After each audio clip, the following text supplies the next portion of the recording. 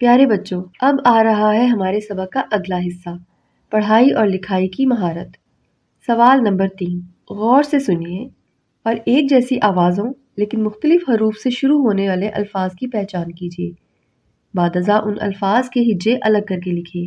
طیارہ، صاف، سال، ضد، قلم، عادت، زبان، ثمر، زیادہ، صبر، کالا، ذکر، تیار، زیادہ، قائم، اپنا۔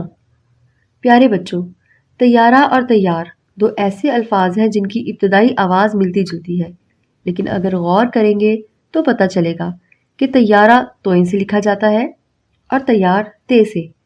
اس طرح صاف، سال اور ثمر ایسے الفاظ ہیں جن کی ابتدائی آوازیں ایک جیسی ہیں، لیکن ان کے ابتدائی حروف مختلف ہیں۔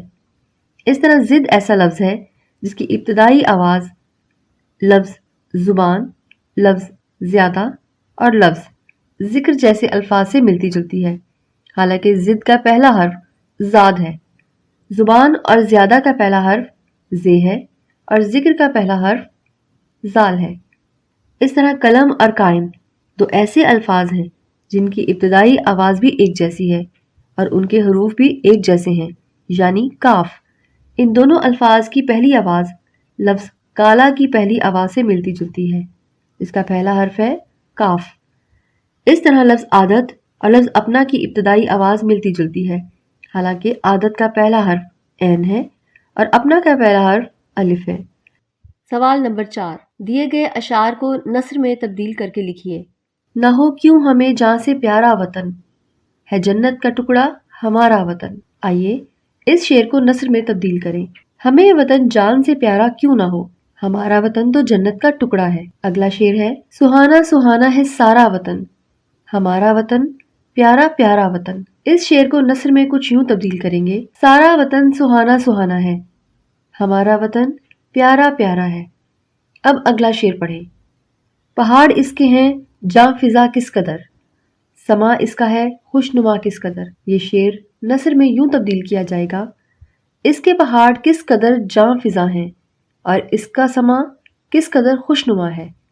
اب اگلا شعر پڑھیں، ہے جنت کا گویا نظارہ وطن، ہمارا وطن پیارا پیارا وطن۔ اس شعر کو نثر میں یوں تبدیل کریں گے، وطن گویا جنت کا نظارہ ہے، ہمارا وطن پیارا وطن ہے۔ سوال نمبر 5، دی گئی تصویر غور سے دیکھیے اور درج ذیل سوالات کے جوابات دیجیے، نیز اس منظر کا مناسب عنوان بھی تجویز کیجیے۔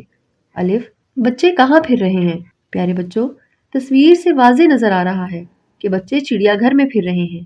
بے، اس تصویر میں دو جانور ایسے ہیں جو دو دو کی تعداد میں ہیں، ان کے نام بتائیے۔ جی بچوں، تصویر کو غور سے دیکھیے، آپ یقیناً پہچان گئے ہوں گے کہ اس تصویر میں شتر مرغ اور زرافہ ایسے جانور ہیں جو دو دو کی تعداد میں ہیں۔ جیم، جو جانور بیٹھا ہوا ہے اس کا نام کیا ہے؟ پیارے بچوں، تصویر میں نظر آ رہا ہے کہ اونٹ بیٹھا ہوا ہے۔ پیارے بچوں، اس منظر کو کیا نام دیا جا سکتا ہے؟ بچوں، اس منظر کو کئی نام دیے جا سکتے ہیں، ایک نام تو یہ ہے چڑیا گھر کی سیر۔ بچوں، اب آئیے اگلی سرگرمی کی طرف۔ سوال نمبر 6، اپنے ابا جان کے نام خط لکھیے جس میں انہیں اپنی پڑھائی کے بارے میں بتائیے۔ بچوں، آپ خط لکھنا سیکھ چکے ہیں، یقیناً آپ یہ سرگرمی آسانی سے مکمل کر لیں گے۔